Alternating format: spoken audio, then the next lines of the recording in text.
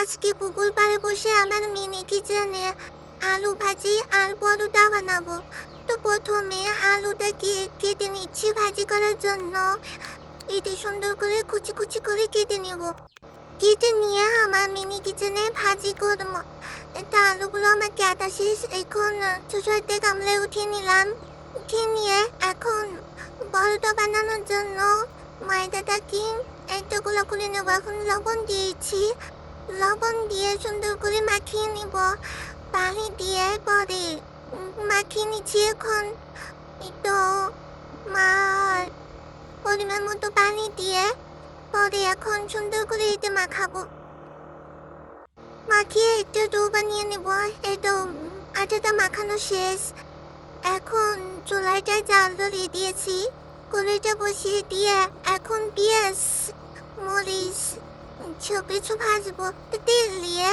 পরে এখন পেঁয়াজটা মরিচটা দিয়ে দিব। তেলটা দিয়ে একটু লাড়া দিয়ে দিচ্ছি। গরম হয়ে গেলে পেঁয়াজটা আর মরিচটা রসুনটা দিয়ে দিব। দিয়ে পরে সুন্দর করে ভাজা ভাজা করে নিব। তারপরে আলুটা দিব এর ভিতরে। আচ্ছা, তোমরা তো কি কেন বলো তো? পেজটা একটা ফলো দিয়ে দিলে কি হয়? কত কষ্ট করে একটু ভিডিও বানাই, তোমরা একটা ফলো তো দিতেই পারো, তাই না? আর সাথে একটা লাইক। এত কিটা তোমরা কত কষ্ট করে ভিডিও বানাই, একটা ফলো তো দিতেই পারো। পেঁয়াজ তো ভাজা শেষ। এখন আলুগুলো দিয়ে দিব আমি। আলুগুলো দিয়ে সুন্দর করে ভাজি করে নিব। তো সবগুলো আলু দিয়ে দিয়েছি। কড়াইতে হিসেবে আলুগুলো বেশি হয়ে গেছে, তাই একটু ছোট হয়ে গেছে।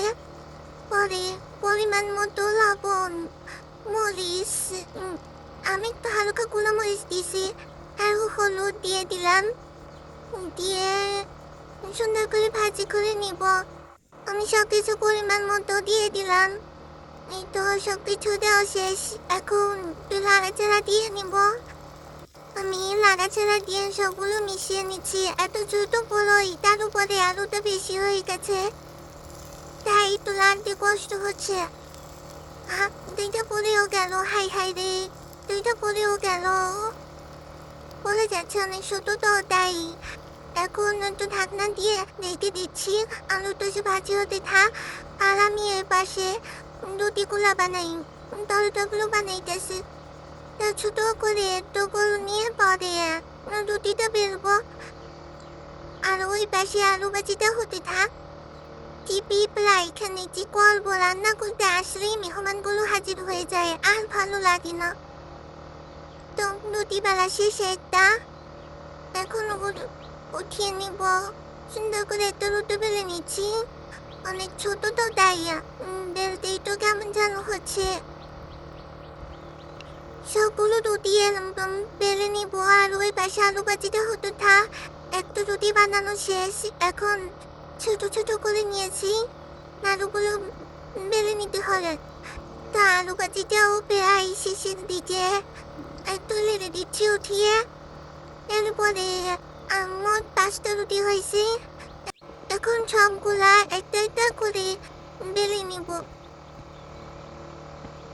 আমার ছোট পুকুর পাড়ে বসে রান্না করাটা আপনাদের কাছে কেমন লাগছে অবশ্যই কমেন্ট করে জানাবেন।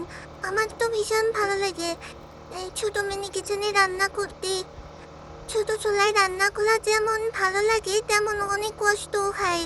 চুলায় চাল ডলাতে পরে সব কিছু পড়ে যায়। ছোট চুলা তো ছোট হাঁড়ি ভাতের দেয়।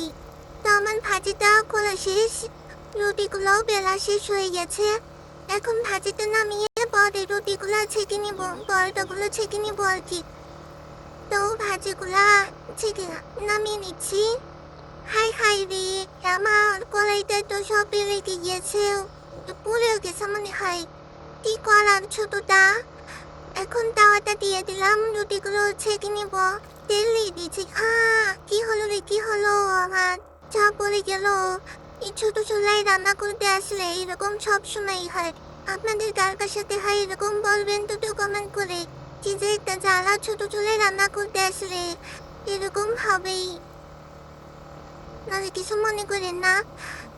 পাশে আলুটা তেলটা পড়ে আছে, ছোটটাই এরকম পড়ে যায়, কিছু করার নাই। তো প্রথমে একটা রুটি ভাজা শেষ, কি সুন্দর করে ভেজে নিলাম। এখন সবগুলো একটা একটা করে ভেজে নিব। আরেকটা দিয়ে দিলাম। এখন এটাও ভেজে নিতে হবে। উঠতেই যায় না, কি যে জ্বালা। কি সুন্দর ভাজা হয়েছে তাই না? অনেক সুন্দর লাগছে। এটা উঠতেই যায় না। তুমি কি কোয়ালিটি থাকবা? হ্যাঁ, উঠতে চাও না কেন? তো আরেকটা দিয়েছি। এবার এইটা ভেজে পরে আরেকটা থাকবে, ওইটা ভেজলে হয়ে যাবে। তো এটাও ভেজে নিচ্ছি। আজকের ভিডিওটা কেমন লাগলো আপনাদের কাছে অবশ্যই জানাবেন কিন্তু। এই তো রেডি আমার আলু ভাজি আর পরোটা।